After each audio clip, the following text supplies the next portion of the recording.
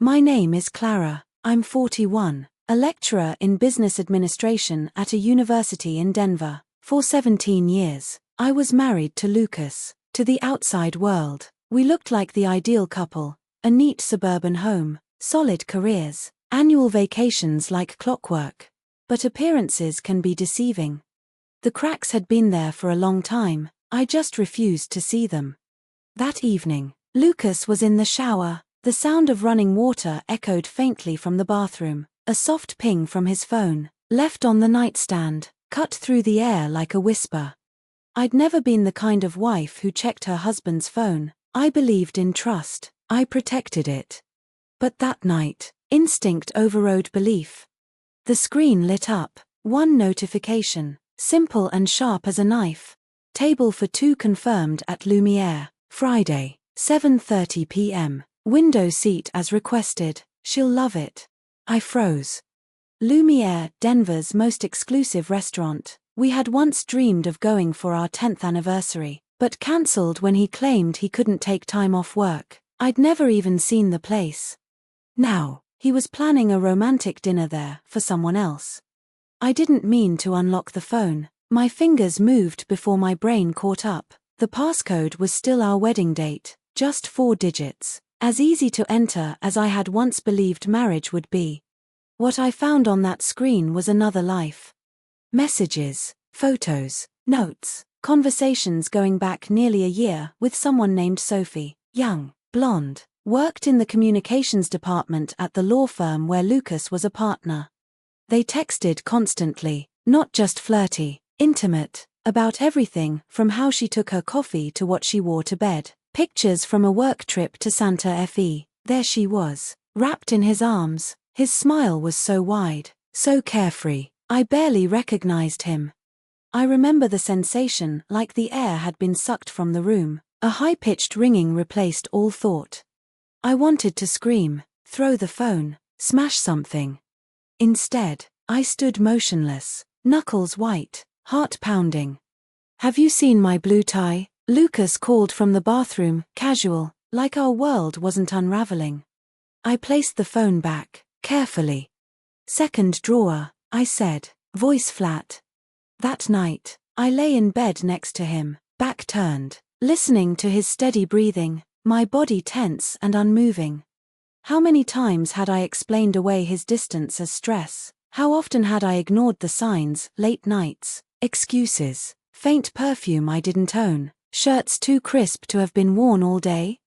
Now I knew. And I wasn't blind anymore. The next morning, I kissed him goodbye like I always did. "Good luck with the Japanese clients," I said softly.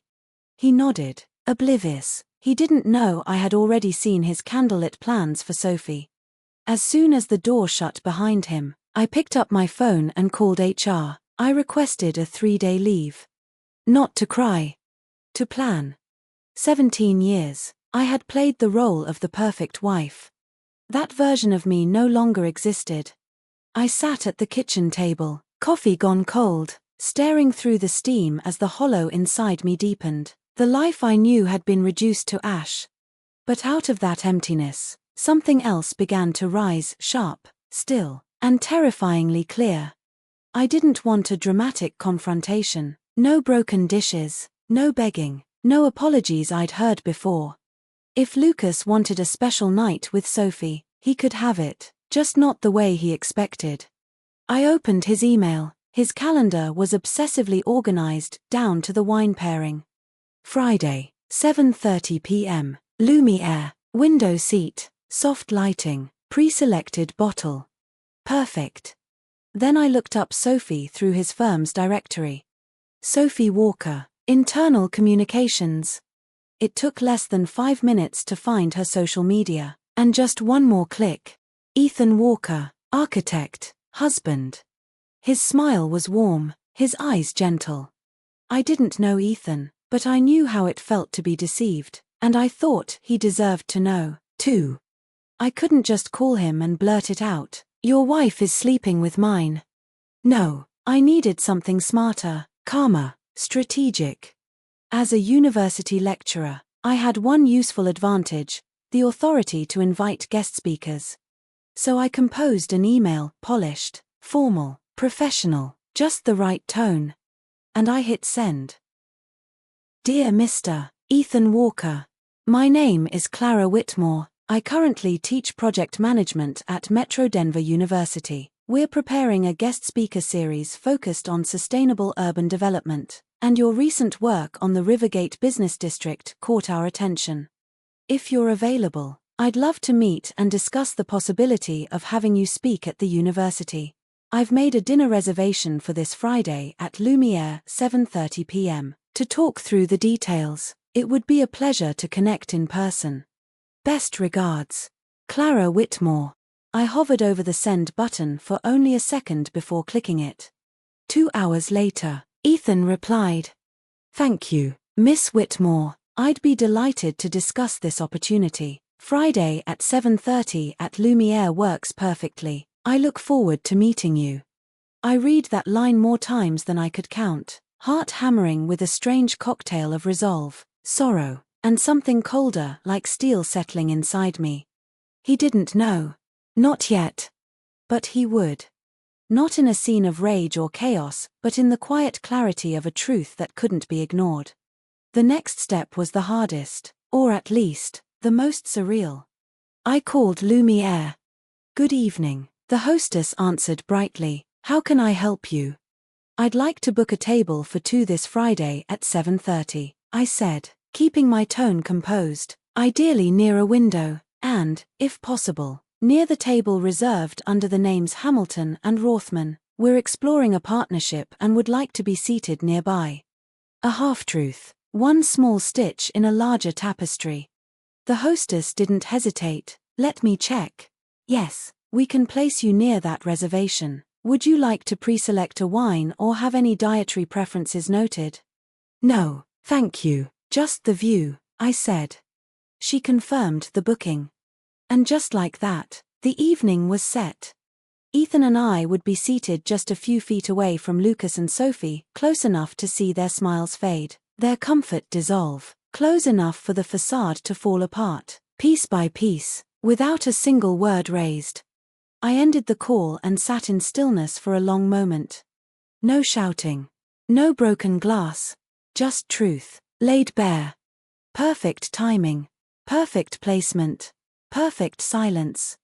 Lucas always said I was too soft, too forgiving, too safe. He was wrong.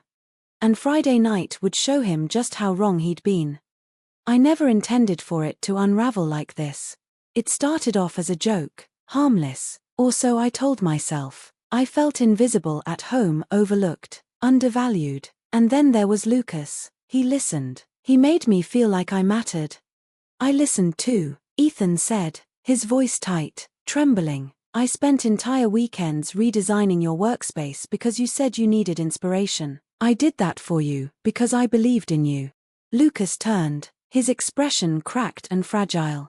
Clara, I know I ruined everything. I threw away the most important thing in my life, but please don't let this be the end. I smiled, but there was nothing soft in it. It was the kind of smile you give after the storm has stripped everything bare when there's nothing left to protect. This didn't end tonight, Lucas. It ended the moment you looked at Sophie the way you used to look at me. That's when you made your choice, when our vows became nothing more than background noise. He lowered his head, shame spilling into the silence. Sophie turned away, her tears answering for her. I reached into my purse and laid the hotel keycard on the table. I'll be at the Celeste, across the street. I booked it days ago, no surprises here. You're free to go home if you can still stomach what you've turned it into. I'll be back Monday. It'd be best if you weren't there by then. Lucas reached across the table, frantic. Clara, don't do this. I'll do anything. Just tell me how to fix it. You don't rebuild a house with a rotten foundation, I said calmly. I used to be someone who always forgave, but now I know some acts of forgiveness are just a slow betrayal of yourself.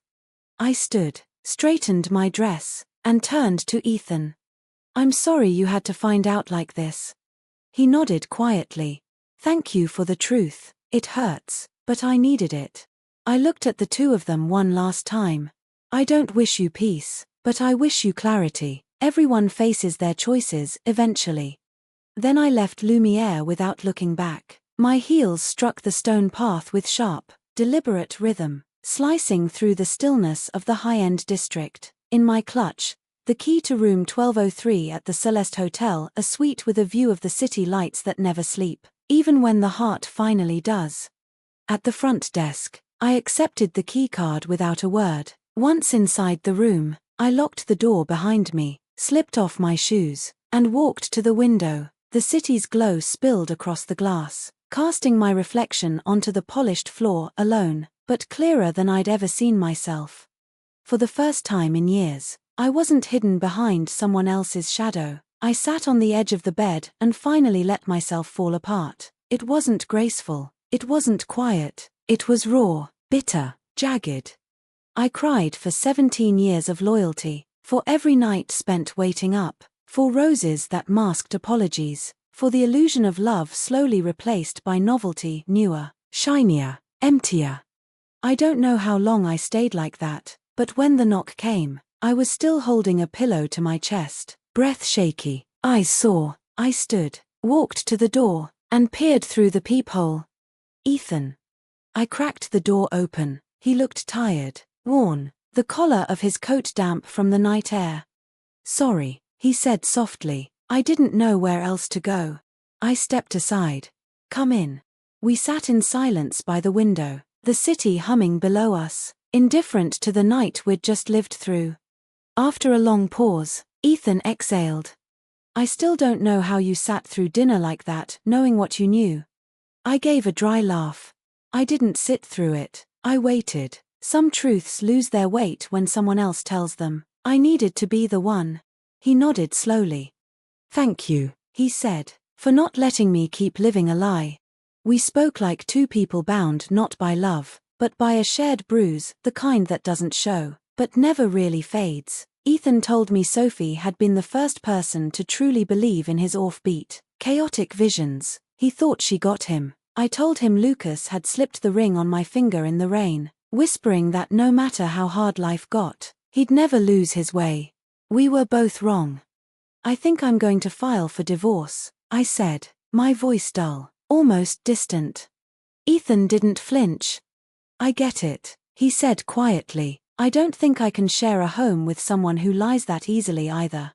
I met his gaze. "I'm not angry at Lucas anymore, not in the way I used to be. Anger burns fast, but what's left, what stays, is the quiet clarity that I won't stay in anything that erodes who I am. Not again, not ever." He sat with that for a moment, then said softly, "You're stronger than I thought." I shook my head. "No. I'm just the only one who finally stopped pretending." That night, Ethan booked a separate room at the same hotel. Before he left, he turned to me and said, "If you need someone to talk to get through this, I'm here." I gave a tired smile. "Thank you, Ethan. Tonight, you saw me more clearly than my husband has in over 10 years." I stood by the door as he walked away. His figure slowly disappeared down the long, quiet hallway. I didn't feel powerful or brave, but I felt lighter, like I'd finally dropped a suitcase full of stones I never should have been carrying in the first place. Lucas could beg, apologize, send flowers or paragraphs of remorse. None of it mattered. My heart had already shut its door the moment I saw him look at Sophie with the same spark he once reserved for me. And I didn't need permission to start over. I would keep walking forward on the same feet that had carried me through every storm he never noticed.